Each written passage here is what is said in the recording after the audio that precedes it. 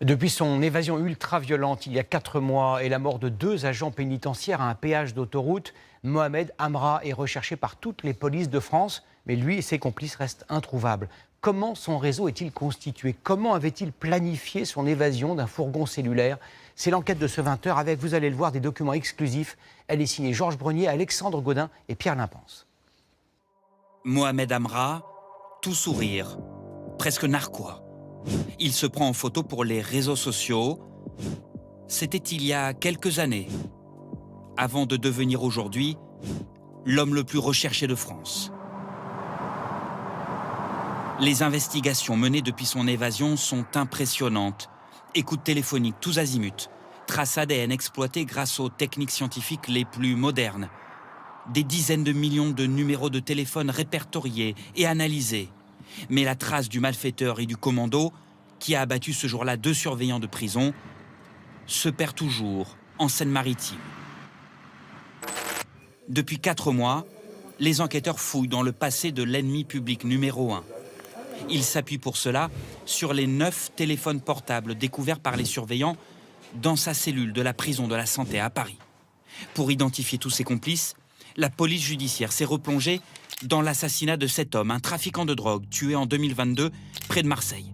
D'après les investigations, Amra a commandité le crime depuis sa cellule pour voler une cargaison de cannabis.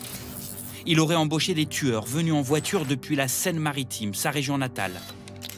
Sur ces photos que nous nous sommes procurées, on aperçoit ici le commando transportant le cadavre de la victime dans cette voiture blanche. Des assassins qui n'ont jamais été retrouvés. En garde à vue, celui qu'on surnomme la mouche n'avait fourni aucun nom aux policiers. Pourquoi vos interlocuteurs écoutent vos instructions, travaillent pour vous, alors que vous êtes incarcéré sur Paris? Je garde le silence. Vous devez avoir une organisation criminelle derrière vous, sinon vous vous seriez fait doubler. On vous aurait oublié, non? Je garde le silence. À cause de cette affaire, les policiers sont aujourd'hui convaincus qu'Amra s'est fait de nombreux ennemis chez les trafiquants marseillais. D'après l'ancien patron du célèbre 36 quai des Orfèvres, beaucoup sur place pourraient le livrer aux autorités pour se venger. Parler de code d'honneur concernant des individus qui ont tué de sang-froid 2 agents pénitentiaires, je pense qu'on en est très très loin. Donc il peut être balancé sans vergogne. Et donc ce type-là, il est sur un marché. Il y a le marché est à reprendre aussi. Il peut y avoir un concurrent qui a tout intérêt à reprendre. Et pour reprendre, eh bien, il faut l'éliminer. L'éliminer physiquement ou alors l'éliminer en le donnant à la police. Obligé de s'appuyer sur des complices fidèles et loyaux, Mohamed Amra s'est sans doute replié sur les cités qu'il connaît bien, à Rouen, Évreux ou Dreux. Sa mère y vit d'ailleurs toujours, tout comme des proches du trafiquant. Pour réussir sa cavale, Mohamed Amra a évidemment besoin de complices qui lui sont d'une loyauté absolue. Et c'est ici, en Seine-Maritime, là où il a grandi, que vivent aujourd'hui encore la plupart des malfaiteurs qu'il a côtoyés. Selon nos informations, la police a recensé 26 délinquants qui naviguent dans l'univers criminel d'Amra. Certains sont déjà en prison et n'ont pas pu donc participer à l'évasion du voyou. C'est le cas de Nawen, sa petite amie. Elle est incarcérée actuellement dans l'affaire du règlement de compte marseillais, car elle aurait, d'après les juges, aidé le commando de tueurs.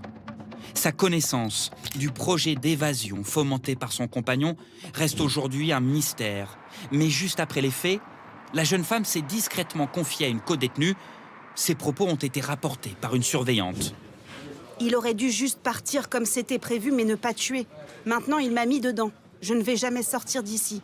Je ne savais pas qu'il était capable d'un tel acte. Policiers et magistrats restent confiants malgré les 4 mois écoulés. Ils répètent que le temps joue en leur faveur et que l'étau autour du fugitif va continuer à se resserrer, jour après jour.